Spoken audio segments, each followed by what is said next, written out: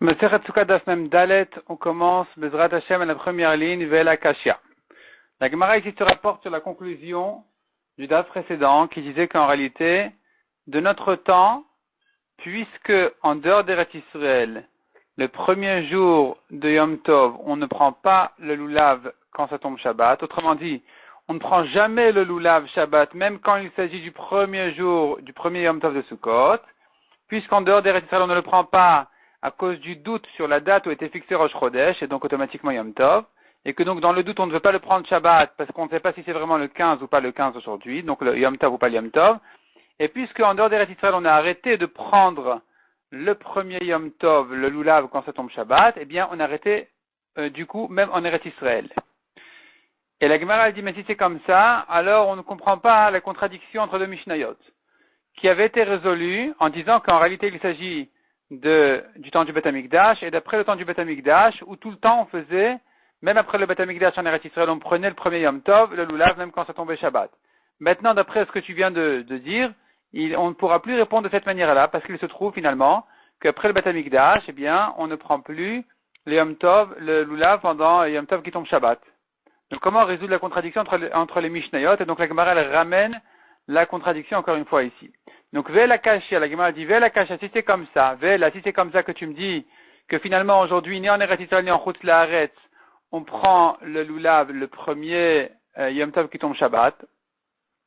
Alors si c'est comme ça, Kashia netarte, nous aurons une contradiction entre deux Mishnayot. De Tanachada, une Mishnah qui dit Kolam molichin et lulven, les Arabaït, tout le monde amène leur lulav au Arabaït au Beth Amikdash avant Shabbat pour le prendre le lendemain pendant Shabbat.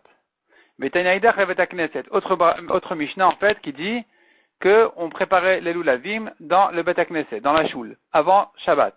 Donc tu vois qu'on ne le prenait pas au Beth Amikdash, on le prenait au Beth Knesset. Si on le prenait au Beth Knesset, il s'agit certainement d'après le Beth Amikdash. Et malgré tout, ça repoussait Shabbat, le premier Yom Tov.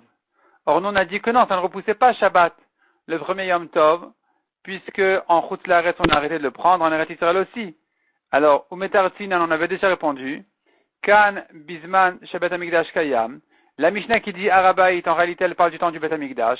Kan Bisman Shen Beth Amikdash Kayam. La Mishnah qui dit Beth Knesset, elle parle que lorsque le Beth Amikdash n'existe pas, à ce moment-là, on amenait les lulavim au Beth Knesset. Donc tu vois qu'on continue à le prendre pendant Shabbat.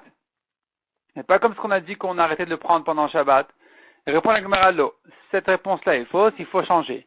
Il faut résoudre la contradiction autrement. Idividi bisman Shabbat Amikdash Kayam. Les deux Mishnayot, elles parlent du moment où le Beth Amikdash était là. Et malgré tout, une Mishnah nous dit on a amené les lulavim au Beth Amikdash, au Arabaït, autour du Beth Amikdash. Et une Mishnah qui dit au Beth Knesset. Pourquoi? Velo Kashia, kan Amikdash, kan Bagvulin. La Mishnah qui dit Arabaït, elle parle du Beth Amikdash. Ceux qui se trouvent là-bas, ils préparaient leur lulavim là-bas. Et ceux qui se trouvaient dans les autres villes, eh bien, ils préparaient leur lulavim au Beth Knesset avant Shabbat. Mais, c'était du temps du Beth Amikdash. Dès que le Beth Amikdash a été détruit, on a arrêté de prendre le lulav Shabbat, même le premier Yom Tov, même en Eretz Israël. Amar le Abaye le Rabba, ou selon la correction, les Rabba. Maïshna lulav d'Avdinan le Shiv'a, Zecher l'Amikdash. En quoi est différent le lulav que Rabbi Yochanan ben Zakkai a institué de prendre Shiv'a tous les 7 jours, Zecher l'Amikdash, en souvenir du Mikdash. Alors que du temps du Beth Amikdash, on ne prenait que le premier jour qui était la mitzvah de la Torah. Les autres jours, on ne prenait pas du tout le lulav en dehors du Beth Amikdash. Mais est venu Rabbi Yochanan ben Zakkai a dit, il faut faire en souvenir du Mikdash et le prendre tous les 7 jours, Midei Rabanan. Umaishna Arava, de l'Av dinan la Shiv'a, Zecher l'Amikdash. En quoi est différente la Arava? Qu'on ne lui donne pas 7 jours en souvenir du Mikdash. Pourquoi pas? Pourquoi on ne donne à l'Arava que le 7e jour, on prend l'Arava, on fait la mitzvah de l'Arava? Amarle lui a répondu, Oil vadam yote de chovato, puisqu'un homme s'acquitte de la Arava, Arava sheba lulav, avec la Arava qui se trouve dans le lulav. Et puisque de toute façon on prend déjà la Arava dans le lulav, c'est pas la peine de la prendre une deuxième fois. Amarle lui a demandé, Ao mishum lulav ou de keavile? La Arava du lulav, on la prend pour le lulav, pas pour la Arava. C'est une autre mitzvah. Donc, en prenant le lulav, je n'ai pas pris la Arava. C'est-à-dire, j'ai la Arava du lulav, mais j'ai pas la Arava indépendante. Veritema de Kamagbale, si tu veux dire, il soulève le lulav une première fois pour le lulav. Ve'adar Magbala, et ensuite il reprend le lulav pour la mitzvah de la Arava uniquement. Ve'amasim bechol yom, de l'okav dinanachi. Ma'asim bechol yom, voilà que tous les jours, on voit bien que les gens ne font pas comme ça. Les gens ne prennent pas le lulav 2 fois, une fois pour le lulav, une fois pour la harava tous les 7 jours. Donc la harava ne se prend en fait que le 7e jour uniquement. Et pourquoi elle est différente du lulav? Que Zecher la Mikdash, on a décidé de prendre le lulav tous les 7 jours. En souvenir du Mikdash tous les 7 jours, alors que la harava on la prend qu'un seul jour. Répond la Gemara Maravzid Mishme de Rava. Lulav de Oraita Avdin Leshiva Zecher la Mikdash. Le lulav qui est une mitzvah de la Torah, eh bien on le prend 7 jours en souvenir du Mikdash. C'est-à-dire le lulav, même en dehors d'Eretz Israël, nous avons la mitzvah minatora de le prendre au moins le premier jour, et donc les chachamim ont institué de le prendre en souvenir du Mikdash tous les 7 jours, puisque c'est comme ça qu'on faisait le Bat HaMikdash, et que ça a déjà un début de la Torah, un début de mitzvah minatora. Ça c'est pour le lulav. Alors que Arava de Rabbanan, l'Avdin ala Shiva Zechar la Mikdash. La Rava n'est une mitzvah que Midé Rabbanan. C'est-à-dire comme ça, en fait, le lulav, la Gemara comprend. Je reprends. Le lulav, dans le Mikdash, il y avait la mitzvah de le prendre, Minatora tous les 7 jours, alors on en fait un souvenir aujourd'hui. La Rava, il n'y a pas de mitzvah Minatora de la prendre au Bat HaMikdash. Arava de Rabbanan, ce n'est qu'une mitzvah Midé Rabbanan, l'Avdin la Shiva Zechar la Mikdash. Donc on ne la prend pas tous les 7 jours en souvenir du Mikdash. La Gemara demande l'Eman, comme qui ça va? Il est mal Abba Shaoul, si ça va comme Abba Shaoula Amar, Arvenach al-Ktiv. Il a dit, c'est écrit dans la Torah Arvenach au pluriel, 2 haravot. Shtaim, ce ne sont pas les 2 haravot du lulav. Ce sont 2 mitzvot de harava, achat la lulav, achat la mikdash. Une mitzvah de harava qui va avec le lulav, et une mitzvah qui va pour le Bat HaMikdash, indépendamment du lulav. Donc, selon Abba Shaoul, c'est une mitzvah de la Torah, ne me dit pas des Rabbanan. Si c'est une mitzvah de la Torah, elle est plus différente du lulav. Revient la question, pourquoi on n'en fait pas un souvenir tous les 7 jours? Il est Rabbanan, et si on pense comme Chachamim, qui disent que non, on n'apprend pas de ce pasouk-là, il est Chetag Mirela. C'est vrai que du pasouk on n'apprend pas, mais c'est quand même une halakha de Moshe Sinaï. C'est une halakha qui a été transmise à Moshe à Sinaï, donc ça a c'est équivalent à un deoraita. C'est équivalent à une mitzvah de la Torah, puisqu'elle n'est pas des Chachamim, elle vient directement d'Hachem. Donc c'est comme une mitzvah de la Torah. Pourquoi est-ce que tu dis qu'on n'a pas à en faire un souvenir? Elle est moins forte que le lulav. Non, elle n'est pas moins forte que le lulav du tout. D'Amar Rabbi Yassi, Amar Rabbi Yochanan, Mishum Rabbi Nechunia, Ish Baka'at Bet Chortan. C'est le nom de Rabbi Nechunia qui était un homme de Bik'at, c'est les champs, la vallée, de Bet Chortan, c'est le nom de l'endroit. Qu'est-ce qu'il a dit? Qu'est-ce qu'il a dit donc ce Rabbi Yassi au nom de Rabbi Yochanan, au nom de Rabbi Nechunia? Il a dit, il y a 3 halachas, les Moshe Misinaï, qu'on a appris, qui n'ont rien à voir l'une avec l'autre, mais on les a prises en même temps. Donc on va les citer toutes les 3. Eser Netiot, c'est une halakha. Arava, une deuxième. Venitzu Chamem, une troisième. Elles sont toutes halakha, les Moshe Misinaï. C'est-à-dire, Eser Netiot sont 10 plantations, 10 petits arbres, qui ont été plantés dans un petit champ. On aura le droit jusqu'à Rosh Hashanah de la Shemitah de travailler le champ du moment qu'ils sont tous dans un bet, c'est à 50 amot sur 50 amot. Je considère qu'ils ont tous besoin de la terre ici. Et donc quand je travaille la terre, c'est pour que ces arbres-là, ils puissent tenir. Et ça sera permis jusqu'à Rosh Hashanah de la Shemitah, alors qu'en principe, il faut Minatora ajouter du temps avant Rosh Hashanah, une tosefet, un ajout de temps pendant lequel on n'a pas le droit de travailler la terre. Ici, on aura le droit de la travailler pour ces arbres-là, c'est une halakha le Moshe Misinaï. Deuxièmement, Arava, il s'agit donc de l'Arava du Mikdash, qui elle aussi est une halakha le Moshe Misinaï. Et troisièmement, Venitzu Chamaim, la mitzvah de l'offrande d'eau qui est versée au Misbéar pendant Sukkot, ça aussi, on l'a appris à halakha le Moshe Misinaï. Donc voici ici, ceux qui pensent qu'on n'apprend pas du Pasuk, la Arava du Mikdash, on l'apprend quand même par une halakha le Moshe Misinaï, donc c'est pas des Rabbanan. Revient la question, elle est plus différente du lulav. Pourquoi pour le lulav je fais 7 jours en souvenir et la Arava qu'un seul jour? Et la Maravzid répond la Gemara Mishme de Rava. Lulav deit la ikar minatora bagvulin, et c'est là où vient la réponse que j'ai citée en haut. Elle n'arrive qu'ici en fait.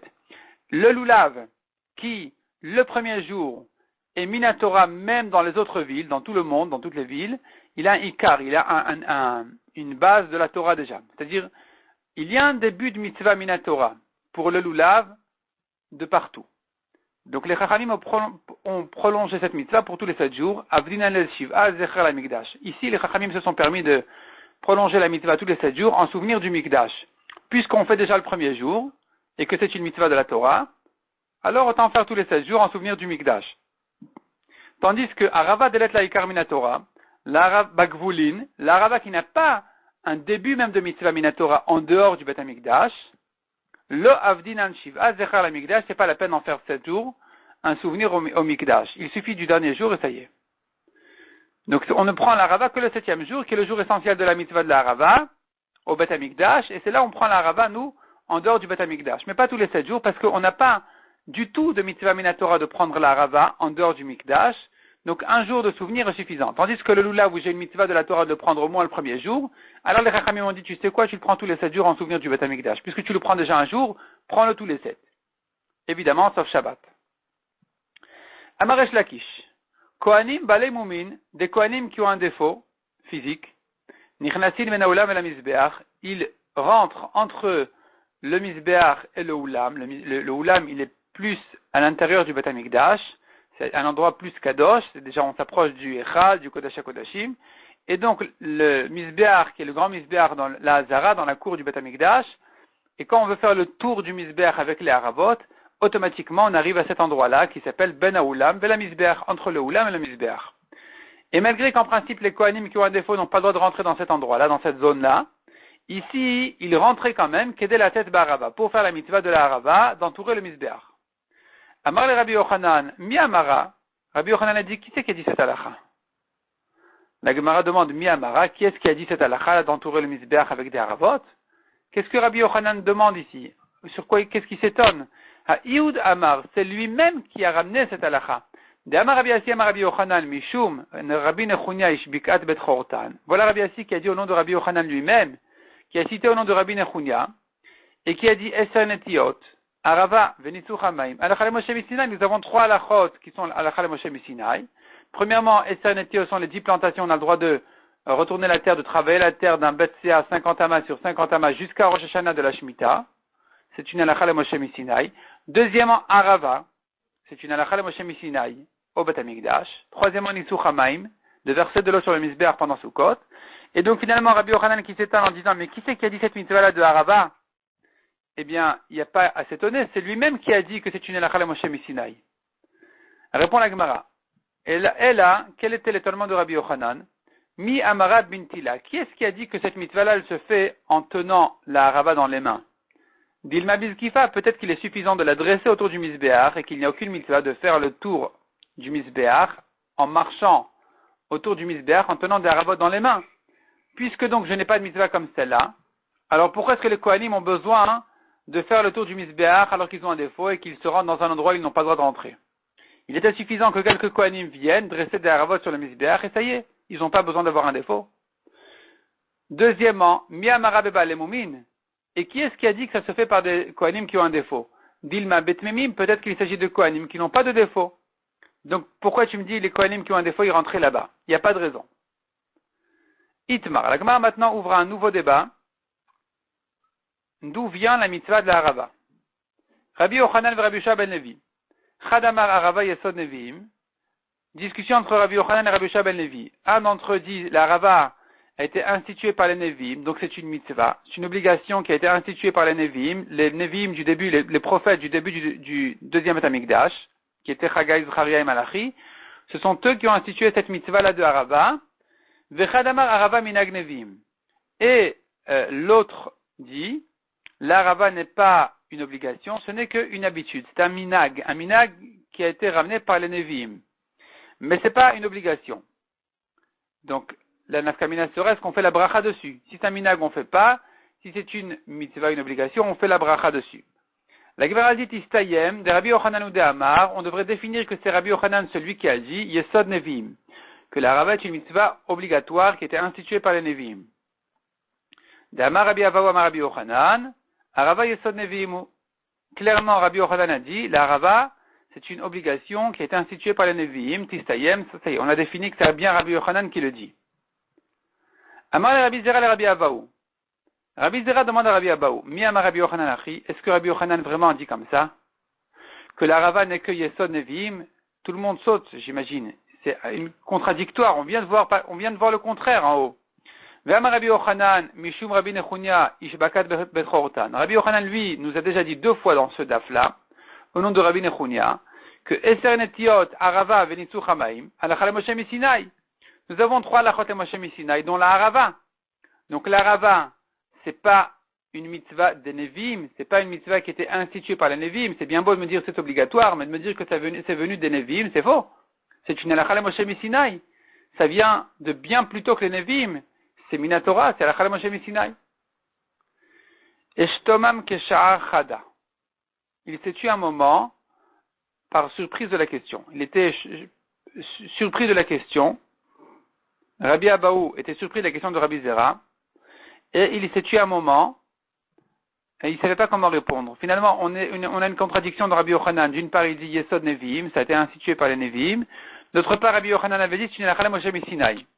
Ve'amar, et après un moment de réflexion, il a répondu, Shrachum vechazru v'yasdum. Cette Alachal Moshe Sinai a été oubliée, et sont venus les Nevi'im, et l'ont réinstituée. Rachid dit, Al-Pi Adibour. Par prophétie, ils ont su qu'il y avait ici une mitzvah qu'il fallait faire, et qui a été oubliée avec le temps, alors que c'est une Alachal Moshe Sinai. Donc en réalité, c'est Yesod Nevi'im, ça a été institué par les Nevi'im parce que ça a été oublié, mais en réalité, c'était déjà une Alachal Moshe Sinai bien plus tôt. Demande la Gemara Omiyam à Rabbi Yochanan Achi. Est-ce que Rabbi Yochanan a dit que la Torah a été oubliée quand ils sont descendus à Bavel, entre le premier Beth Amikdash et le deuxième? Est-ce que la Torah a été oubliée? Il a fallu que les Nevi'im la ramènent, par Ruach HaKodesh, qu'ils sachent qu'il faut instituer cette mitzvah. Ve'am Rabbi Yochanan. Rabbi Yochanan pourtant a dit la Torah n'a pas été oubliée à Bavel. Pas du tout. Dilchon Amre, Dilhonhi. Rabbi Yochanan disait comme ça. Je pensais que la Torah était la vôtre, vous, les habitants d'Eretz Israël, qui n'ont pas exilé à Bavel, et donc ils n'ont pas oublié la Torah.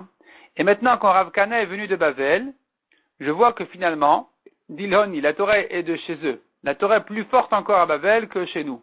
Elle n'a pas été oubliée là-bas du tout. Au contraire, les Talmidei Chachamim qui sont partis à Bavel, ils étaient plus forts même que la Torah qui était restée en Eretz Israël.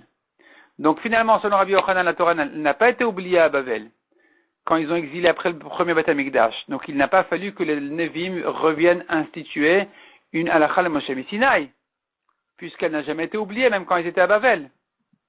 Et qu'ils sont revenus au deuxième Beth Amikdash. La Alachal, elle était connue. Répond la Gemara Lokashia, on tourne la page. Kan Bamikdash, Kan Bagvulim. La réponse est plus simple, il faudra dire tout simplement. Au Beth Amikdash, c'est une Alachal Moshe Sinai.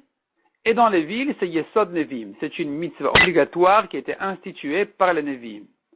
Donc la contradiction de Rabbi Yochanan, elle est résolue tout simplement de cette manière-là, en disant, une fois il a dit Alachal Moshe Sinai, on parle du Beth Amikdash, une fois il a dit ce n'est que Yesod Nevi'im, ce sont les prophètes qui ont institué cette halakha, eh bien il s'agit en dehors du Beth Amikdash. Amar Rabbi Ami Arava Tricha Shiur, Rabbi Ami a dit, la Arava, il lui faut un shiur, une certaine quantité. On ne la prend que toute seule. Un homme ne s'acquitte pas de la mitzvah en prenant la rava du lulav, c'est-à-dire la rava en même temps que le lulav. La Gemara demande, puisque tu m'as dit déjà, puisqu'on a appris maintenant de notre maître que la rava ne se prend que seule, il est évident qu'un homme ne s'acquitte pas avec la rava qui est avec le lulav. Pourquoi c'est la peine d'en faire une halakha en soi? Elle répond à la Gemara tu aurais pu dire, quand est-ce que je dis que on ne peut la prendre que toute seule? Ce n'est que echadelo agbe vadaragbe. Ce n'est que s'il ne l'a pas soulevé 2 fois. Aval agbe vadaragbe emalo. Mais s'il a soulevé son lulav une première fois pour le lulav, une deuxième fois pour la mitzvah de la rava, j'aurais pu croire que c'est pas grave qu'elle a quelques amis avec elle, qui s'appellent Adassim, Lulavim, etc., Lulav, etc. C'est pas gênant. Comme ça, j'aurais pu croire. C'est-à-dire, s'il veut soulever une fois et pas 2, là, je dirais, la rava ne peut se prendre que toute seule. Mais s'il a soulevé le bouquet une deuxième fois pour la rava cette fois-ci, j'aurais pu croire que c'est valable, Kamashmalan que non. La rava ne se prend pas en même temps que le lulav, elle doit être prise toute seule. Même en soulevant le lulav une deuxième fois pour la rava, c'est pas bon. Il faut prendre la rava toute seule. Verav Rizam Rabbi Yitzhak, Adam yotei de chavato, barava shebalulav. Lui, Rav Chizda n'est pas d'accord avec Rabbi Ami.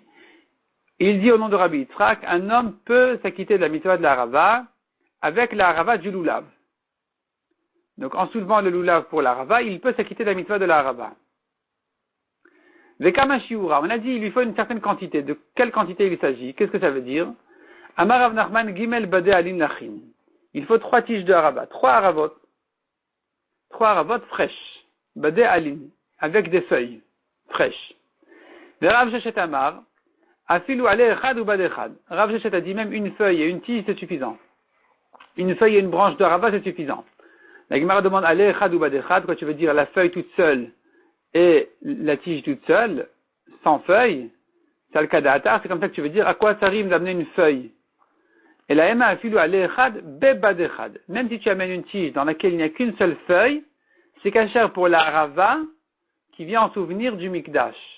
Pas pour la harava du lulav. Pour la harava qu'on amène au Shana Rabbah en souvenir du mikdash, cette mitzvah peut se faire même si je n'ai qu'une seule harava qui en réalité n'a qu'une seule feuille, c'est suffisant. Amar Aïbou qui était le père de Rav, il a dit Avakaimna kamed Rabbi Elazar bar Tzadok. Je me tenais devant Rabbi Elazar bar Tzadok. Ve'aitiaou gavra arava kame. Un homme est venu lui amener une arava. Il a amené une arava devant lui, devant Rabbi Elazar bar Tzadok. Il lui a amené en fait une arava. Shakil chavit vela barich. Il a pris l'arava, il a chavit. Selon Rashi, il a secoué, sans bracha.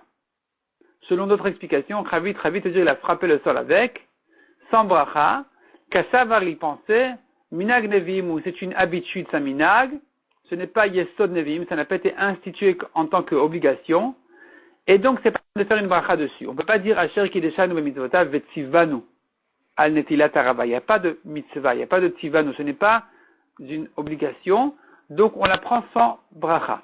C'est comme ça l'alacha. On prend la harava sans faire de bracha dessus le 7e jour de Sukkot. Autre histoire, Aïbou et Chizkia, bnei brat de Rav. Aïbou et Chizkia qui étaient les fils de la fille de Rav. Donc Rav, son père s'appelait Aïbou, et son petit-fils s'appelait aussi Aïbou. Aïtou arava les kameh de Rav. Ils ont amené une arava devant leur grand-père, à leur grand-père Rav. Et à nouveau, Chavit velo barich, il a pris l'arava, il a secoué, ou il a frappé le sol avec, et il n'a pas fait de bracha dessus.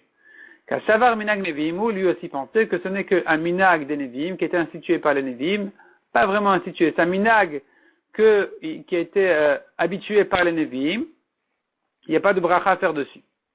Amar Aïbou, on reprend maintenant Aïbou, le père de Rav, Avakaimna Kamed Rabbi Elazar bar Tzadok, il racontait qu'il était devant Rabbi Elazar bar Tzadok, Atale Kameh ou Gavra, est venu devant lui un homme, Amar lui a posé la question suivante. Rien à voir avec Sukkot, rien à voir avec Arava, c'est parce qu'on a raconté une première histoire de Haïbou avec Rabbi Elazar bar Tzadok, on en ramène une deuxième.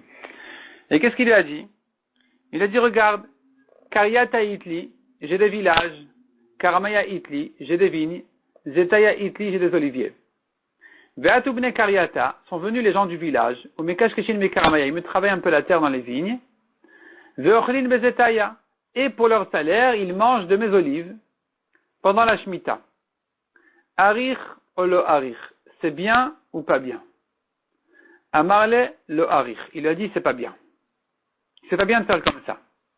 Avakashavik le ve'azil, il a laissé, c'est-à-dire, Aïbou, qui racontait qu'un homme est venu poser cette question devant Rabbi Elazar bar Tzadok, il continue à raconter que quand cet homme-là a entendu de Rabbi Elazar que c'était pas bien de faire comme ça, il est parti de Rabbi Elazar et il est allé arrêter là-bas les employés. On ne fait plus comme ça. Amar, Rabbi Elazar en voyant ça, il était impressionné. Il a dit, Kedou avet idayre barahada. Voici que j'habite dans cette terre-là, dans ce pays ici, Arba'in shnin, 40 ans.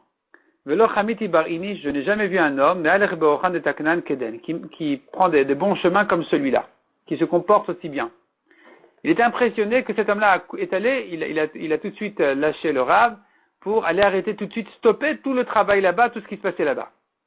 Hadar Ve'at, il est revenu donc chez le Rav pour lui demander, Vamal et Maïmi Avad, alors qu'est-ce que je dois faire? Amal, il a dit, écoute, Afkar Zetaya Lechasochaya, abandonne les oliviers de la Shemitah pour les pauvres. Tu ne peux pas utiliser les olives qui doivent être abandonnés aux pauvres et payés avec le salaire de tes employés, tu ne peux pas faire comme ça.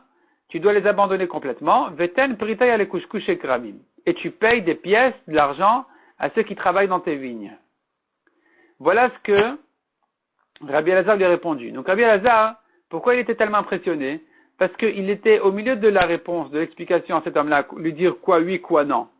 Et le monsieur, au lieu de lui demander alors qu'est-ce que je fais avant de partir, il est allé tout de suite arrêter tout le système, avant même de savoir quoi oui. Parce qu'il a entendu que c'est interdit, donc il a tout arrêté. Alors qu'il aurait pu s'attarder encore une minute pour demander alors qu'est-ce que je fais oui?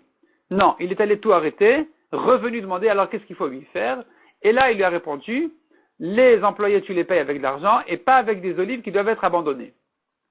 Demande à Gmara avec Ishkush et Micharé, est-ce que vraiment il est permis de travailler dans les vignes? Ve'atanya, pourtant la Braïta nous dit, Vashvi tishmetena untashta. La 7e année, tishmetena tu dois l'abandonner, untashta et l'abandonner. Qu'est-ce que ça veut dire? Tishmetena mile kashkesh, untashta mile sakel. Ce sont des travaux de la terre qui sont interdits pendant la Shemitah.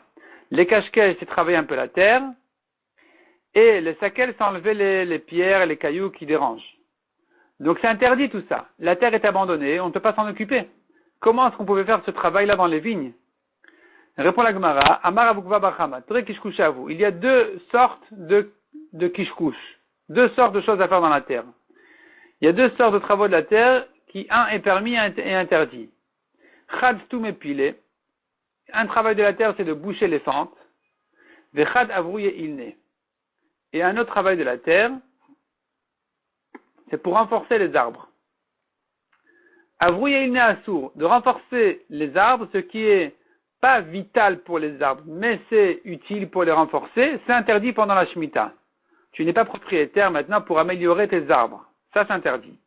Par contre, stum epilé et charé, de boucher des fentes qui risquent apparemment de déstabiliser ou d'abîmer les arbres, eh bien, ça, c'est permis pendant la Shemitah.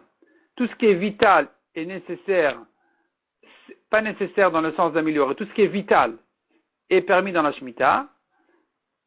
Tout ce qui n'est pas vital pour l'arbre est interdit pendant la Shemitah. Ces employés faisaient des travaux qui étaient vitaux, et puisque c'est vital, c'est permis. Amar Abaye, Aïbou toujours, Mishum Rabbi Elazar bar Tzadok. Encore une nouvelle halakha, toujours de Aïbou au nom de Rabbi Elazar bar Tzadok. Ali halech adam erve Shabbatot, rien à voir avec Sukkot, rien à voir avec la Shemitah, encore une halakha.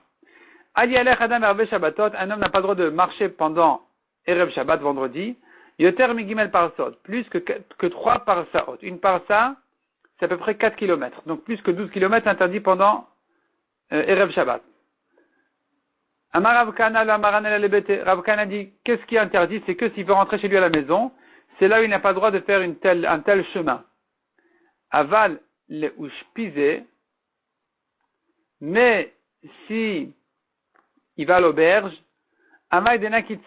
il compte sur le repas qu'il prend sur lui, et donc il n'y aura pas de problème.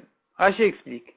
S'il rentre chez lui, et qu'il a un long chemin à prendre, il va arriver proche de Shabbat, et à la maison on n'aura pas le temps de s'organiser pour lui préparer à lui aussi, de quoi manger, il n'y aura pas assez, il va s'énerver. C'est pas bien qu'il s'énerve, donc on lui interdit de faire un tel chemin Erev Shabbat. Il faut qu'il arrive suffisamment tôt pour qu'on voit qu'il est là, et qu'on s'organise en fonction. Si par contre il va à l'auberge, de toute façon, il n'y a personne il ne s'attend pas à ce qu'on l'attende. Il ne s'attend pas à ce qu'on lui prépare des repas. Il vient avec ses repas sur lui. Et donc, il peut marcher, prendre un long chemin et arriver avant Shabbat, ça va. Parce qu'il n'y aura pas d'énervement, il n'y aura pas de dispute. Veika de Amre Amar Rav Kana, autre version qui dit au nom de Rav Kana, le nitrecha et la fille et le bété. Même pour rentrer chez lui à la maison, eh bien, il est interdit de faire un chemin plus que 3 parsaot. Évidemment, quand il va à l'auberge, parce que là-bas, il va vraiment rien trouver. Mais même chez lui, je pourrais croire qu'il peut trouver toujours quelque chose dans les armoires, quelque part, il va trouver quoi manger. Eh bien non, c'est interdit parce qu'on craint quand même qu'il en arrive à une situation où vraiment il n'a pas de quoi manger. Amar Rav Kana bedidi avaouvda, et Rav Kana a raconté sur lui-même l'histoire, qu'il est venu Shabbat, il est venu vafilu kasade arsena le hashkeche. Même un kassadé arsena qui est vraiment le minimum du repas de Shabbat. Rashi explique que c'est un petit repas avec des petits poissons qui sont frits avec de la farine dans leur graisse, dans leur huile. Et même ça, qui est vraiment très très simple comme poisson de Shabbat, même ça j'ai pas trouvé, j'ai rien trouvé. Et c'est pour ça que Rav Kana en conclut, Il est donc interdit de prendre un chemin Erev Shabbat qui soit plus long que 3 parsot. Plus que 3 parsot, c'est interdit parce qu'il va arriver trop tard, on ne pourra pas se préparer. Mitzvah Lulav Ketzad, on l'a vu dans la Mishnah, la mitzvah du Lulav, comment on l'a fait quand ça tombe Shabbat. Les gens amènent les Lulavim avant Shabbat et ils les posent sur les estrades qui sont dans le Harabaït, autour du Beth Amikdash. Tanitana Kameh de Rav Nachman. Un élève a enseigné une braïta, a ramené une braïta devant Rav Nachman. Il lui a dit, dans la braïta, Sodrin al-Gag Aitztaba. On rangeait les Lulavim sur le toit qu'il y avait au-dessus des estrades dans le Harabaït. Amarle, Rav Nachman lui a dit, ou selon la correction Rav Yehuda, il a dit, Vechili Abshan ou Tarich, pour faire quoi mettre les Lulavim sur les toits? Est-ce qu'il veut les sécher? C'est pas soul. Le lulav, il va sécher au soleil, il sera pas soul. C'est pas comme, c'est pas un endroit normal de mettre le lulav. Et la Ema al-Ga vaïtstaba.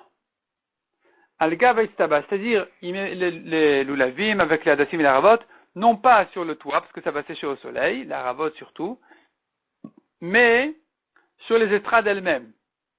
Et les estrades elles-mêmes, elles sont couvertes par un toit au-dessus. Donc c'est à l'ombre. Et ça, c'est permis. C'est pas que c'est permis, c'est comme ça qu'on faisait. On rangeait les lulavim, on mettait les lulavim toute la nuit sur les estrades qui servaient à s'asseoir dans le Harabaït. Amar Rachva Amar Rabbi Yehuda. Rachva dit au nom de son maître Rabbi Yehuda, Harabaït Stav Kafulaya, Stav Lifnim Stav. C'est-à-dire, la Itzaba, les estrades dont on parlait, qu'on vient d'en parler, qu'il y avait dans le Harabaït, autour du Beth Amikdash, elles étaient doubles. C'était des estrades et à l'intérieur d'autres estrades qui étaient à l'extérieur. Il y avait 2 rangées d'estrades comme ça, de Itztabaot, qu'on appelle ici Stav. C'est un langage un peu spécial de Rabbi Yehuda. Et c'est comme ça que le Harabaït était construit. Stav Kafulaya, un double estrade, Stav Lifnim Istav, des estrades à l'intérieur d'autres estrades. Voilà, on va s'arrêter là pour aujourd'hui. Shabbat Shalom à tout le monde.